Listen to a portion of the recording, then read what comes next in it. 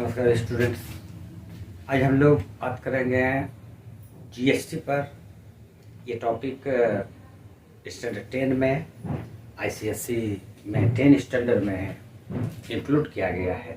सबसे पहले जीएसटी पर आगे बढ़ने के पहले मैं आपसे एक क्वेश्चन करता हूँ कि मान लीजिए कि आपके घर में अगर बाहर से कहीं से कोई अर्निंग ना हो तो ये जो परिवार है, ये जो फैमिली है, ये कैसे चलेगा? मुश्किल है। तो उसको चलाने के लिए कहीं ना कहीं से हमें अर्निंग करना होता है और हम अर्न करके अपने फैमिली को चला के ज़रूरत को पूरा करते हैं। ठीक है। उसी तरह से हमारी सरकार के पास जो इतनी खर्च है, ये खर्च कहाँ से आवे? तो हम लोग पहले जीएसटी लागू होने के पहले 2017 में इसको लागू किया गया। तो इसके लागू होने के पहले कई तरह का टैक्स दिया करते थे। सेल्स टैक्स, मनोरंजन टैक्स, एक्साइज ड्यूटी वगैरह वगैरह, बहुत सारा टैक्सेस हम लोग देते थे। बिजनेसमैन, नौकरी पेशा लोग जितने भी थे, दुकानदार, मोटर व्हीकल वाले, तो ये सब टैक्स को ऐसा किया गया कि कई बार ऐसा हुआ कि एक ही व्यापारी को कई तरह का टैक्स पे करना पड़ा। और इस तरह से क्या हुआ कि गवर्नमेंट एक प्लान बनाया जिससे कि हम एक नेशन एक टैक्स ये लागू किया जाए। और इसीलिए जीएसटी को लागू किया गया, वन नेशन वन टैक्स। तो ये जीएसटी क्या है? जीएसटी एक टैक्स है। जीएसटी ये हुआ गुड्स एस सर्विसेज, और ये टी टैक्स। तो इस प्रकार से हम इसको कह सकते हैं गुड्स सर्विसेज टैक्स। गुड्स का मतलब हुआ सामान, जैसे मान लीजिए ऑयल है, ऑयल, मिल्क एक्सेट्रा, ये सामान हुआ, इस पे टैक्स देना होगा। सर्विसेज में हमारा आ जाता है जैसे मोबाइल्स, ट्रक, ये सब सर्विसेज हुआ। सिनेमा, तो इस पर टैक्स देना होता है। तो ये जीएसटी मतलब गुड्स सर्विसेज टैक्स, ये चीज है। अब इसमें क्या है कि टैक्स तो सभी देते हैं, नौकरी वाले देते हैं, डायरेक्ट टैक्स दे देते हैं, उनके सैलरी से डायरेक्ट कट जाता है। बिजनेसमैन जो हैं, वो जो व्यापारी हैं, वो सामान को खरीदते हैं, बेचते हैं, तो इस तरह से वो टैक्स देते हैं। हम लोग जब उस सामान को खरीदते हैं तो हम लोग कंज्यूमर्स कहलाए। हम लोग जब उसको खरीदेंगे तो हम गवर्नमेंट को टैक्स देंगे। तो इस प्रकार से ये कंट्री चलता है और हम लोगों को ये टैक्स देना होता है। अब इसमें क्या आता है कि ये इनडायरेक्ट टैक्स है। डायरेक्ट टैक्स में नौकरी पेशा लोग उनके सैलरी से अकाउंट से डायरेक्ट कट जाएगा, ये इनडायरेक्ट टैक्स है। तो इसमें आता क्या है जीएसटी। इसको मुख्यतः 3 पार्ट में बांट दिया गया है। सबसे पहला CGST, number 2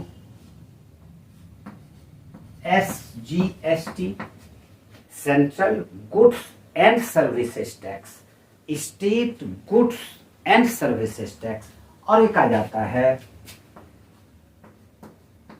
IGST integrated goods services and services tax. यहाँ पर अगर यूनियन टेरिटरी है तो यूनियन टेरिटरी के लिए हम लोग एसजीएसटी को यूजीएसटी कर सकते हैं। सिर्फ नाम अलग अलग है, दोनों का फंक्शन एक ही है। ठीक है। तो अब ये जो टैक्स है, ये सीजीएसटी, ये सेंट्रल गवर्नमेंट के लिए है। सेंट्रल गवर्नमेंट, ये टैक्स सेंट्रल गवर्नमेंट के खाते में चली जाती है। फिर ये SGST स्टेट गवर्नमेंट के पास है, ये स्टेट गवर्नमेंट के खाते में चला जाएगा। और ये जो इंटीग्रेटेड है, इंटीग्रेटेड ये सेंट्रल गवर्नमेंट और स्टेट गवर्नमेंट दोनों में बंटवारा हो जाता है। तो ये है हमारा GST। और इसमें एक पॉइंट जो नोट करने लायक है, जो कि ज़्यादा ज़रूरी है, आपको क्वेश्चन बनाने में इसमें ज़रूरत पड़ेगा, वो मैं आपको डिस्कस कर देता हूँ। उसके बाद एक क्वेश्चन सॉल्व करके दिखाऊंगा, फिर आगे हम लोग उसको देखेंगे।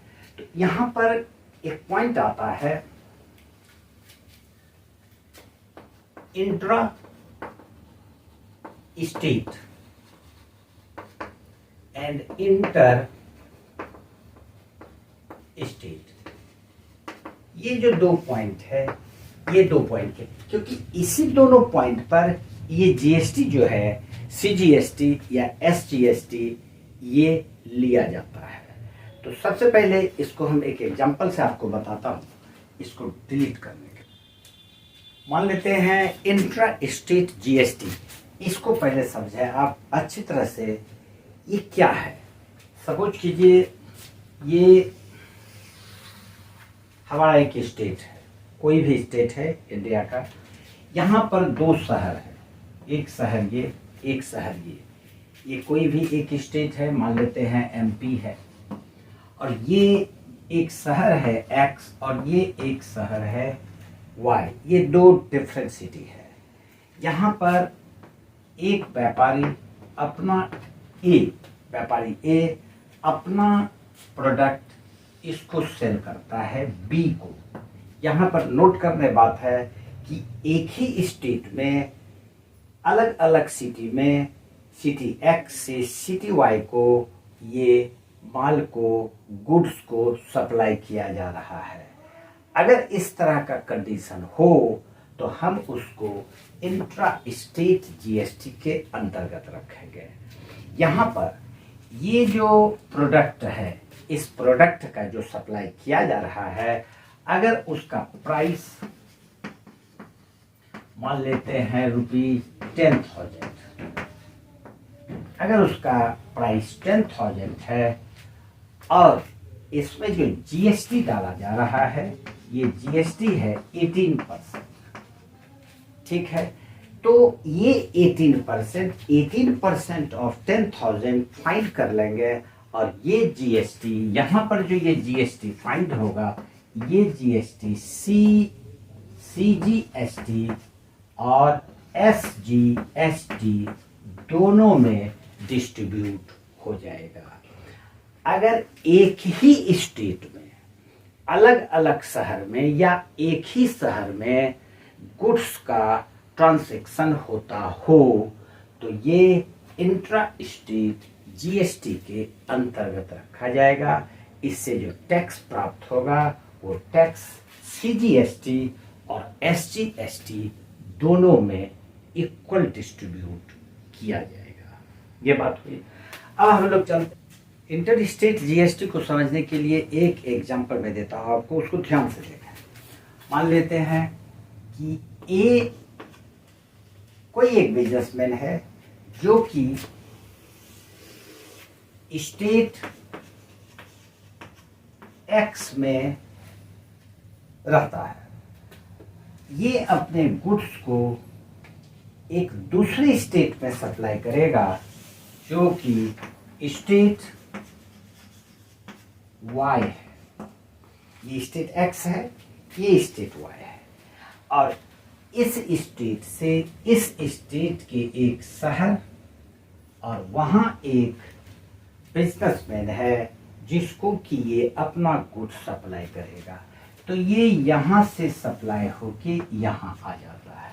यहाँ पर हम देख रहे हैं कि स्टेट भी चेंज हो रहा है, सिर्फ सिटी नहीं, एक स्टेट से दूसरे स्टेट को जाया जा रहा है, यानी स्टेट का बाउंड्री जो है वो चेंज कर रहा है। इस केस में हमारे ऊपर जो GST लागू होगा वो इंटर स्टेट GST है। इंटर स्टेट GST का मतलब हमारे एक स्टेट के बाउंड्री से बाहर वो गुड्स और सर्विसेज सप्लाई किया जाता हो तो हम उसको इंटर स्टेट जीएसटी के अंतर्गत रखेंगे। इसमें जो टैक्स लेवी किया जाएगा वो टैक्स आ जाएगा इंटीग्रेटेड जीएसटी।